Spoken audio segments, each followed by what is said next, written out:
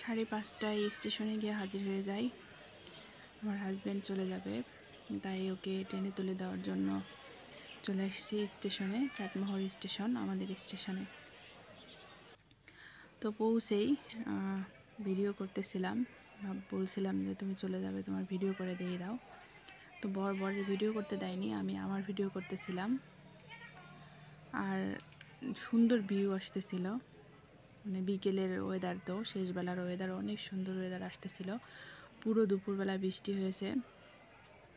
তো স্টেশনে আসলে আমাদের দুজনের অনেক ভালো লাগে ছবি তুলতে। তো লাস্ট একটা ট্রেন চলে গেল, ঢাকা থেকে আসছে বনলতা, যেটা এখানে দাঁড়ায় না, চলে গেল। তো ভাবছি যে কখন ট্রেন আসবে। আমরা দুজন বলা করতেছিলাম স্টেশনে আসলে যে শুধু এইভাবে ঘুরলে ভালো লাগে, কিছু খাইতে হবে। তো যেই বলা সেই কাজ, দুজন চলে গেলাম, চা নিয়ে চলে আসলাম। চাটা দারুণ ছিল। দুজন প্ল্যাটফর্মে দাঁড়ায় চা খাবো আর গল্প করবো এখন।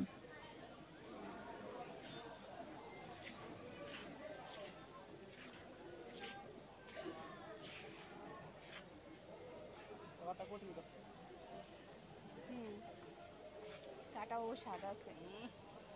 দেখছো আমার কথা শুনলে কিছুটা ভালো জিনিস ইচ্ছা তো খাইছি তুমি খাইবা আমার চাটা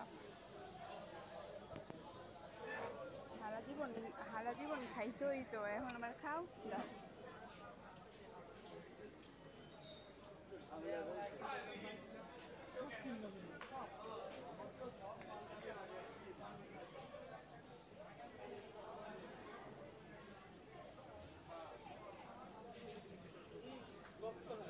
আরেকবার তোমার এরকম একটা জার্নি তুমি কবে? আর কখনো আসলে এমনি শেষ বেলায় যাবো, এই ট্রেনটায় যাবো, টিকিট কনফার্ম করে যাবো, ঠিক আছে? রাতের জার্নি।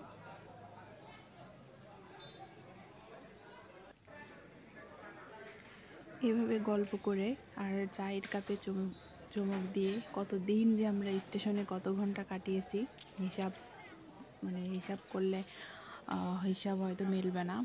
আমরা স্টেশনে এত রাত এত দিন বসে বসে দুজন গল্প করেছি, আড্ডা দিয়েছি, কত লং জার্নি করেছি, হিসাব ছাড়া হবে। কত দিন কত রাত স্টেশনে বসে বসে কাটিয়েছি এই লং জার্নি করতে গিয়ে। হয়তো ট্রেন লেটে আসছে, হয়তো ট্রেন সেদিন আসবে না বলছে, অ্যাক্সিডেন্ট হয়েছে রাস্তায়, এরকম বিভিন্ন কারণে স্টেশনে গিয়ে আমরা অনেক সময় বসে বসে আড্ডা দিই, গল্প করি। তো আমি স্টেশনে গেলে কখনোই এমন হয়েছে না যে ছবি উঠাইনি, ভিডিও করিনি, এমন কখনো হয়নি। স্টেশন আমার খুব ভালো লাগে। তো আজকে বেশি মানুষ স্টেশনে, এত মানুষ কখনো এই স্টেশনে থাকে না, এত মানুষ কখনো এই স্টেশনে আমি পাইনি, আজকেই প্রথম পাইলাম। সেটা হলো দীর্ঘ ছুটি গেছে, পূজার ছুটির কারণে অনেক মানুষ বাড়ি চলে আসছে। আজকে কিছু যাচ্ছে, হয়তো আগামীকালকে কিছু যাবে, এরকম করে করে প্রচুর মানুষ স্টেশনে। তো ভাবছি যে বর তো স্ট্যান্ডিং টিকিটে যাবে, কারণ সিট পায়নি।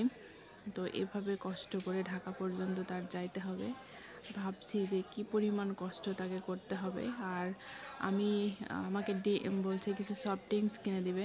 তুমি একটা খাইয়ে তো দাও। আমি বলছি যে দুষ্টামি করে, বলছে ঠিক আছে তুমি কিনে দাও। কারণ স্টেশনে গেলে আমাকে মানে যতক্ষণ থাকবে ততক্ষণ এটা খাও ওইটা খাও বলতেই থাকবে। তারপরে অনেকগুলো স্পিড কিনে দেয়। তো এগুলো স্ক্যান কিনে দেয়, স্পিড কিনে দেয়, 7 আপ কিনে দেয়, এসবগুলো নিয়ে আর কি আমার হাতে তো প্রবলেম। তো বলতেছিল দাও আমার হাতে রাখি। তো বললাম যে না আমি পারবো। তো ঠিক করে দিচ্ছিল আর কি আমার হাতে রাখার জন্য। আর বরের জন্য যে আমি খাবারের ব্যাগটা নিয়েছিলাম ওইটা বরকে দিয়ে দিলাম। বর তো খাবার নিবে না, অনেক জোর করে বরকে খাবার দিয়ে দিলাম। দিয়ে তারপরে দুজনের ব্যাগ ঠিকমতো নিলাম, নিয়ে এখন ট্রেনের জন্য অপেক্ষা করতেছি। হয়তো খুব শীঘ্রই ট্রেন চলে আসবে, কারণ পদ্মা কখনোই হচ্ছে লেটে আসে না, পদ্মা সবসময় অনেক আগে। পদ্মা আর দ্রুতযান ট্রেনটা আমার অনেক বেশি ভালো লাগে।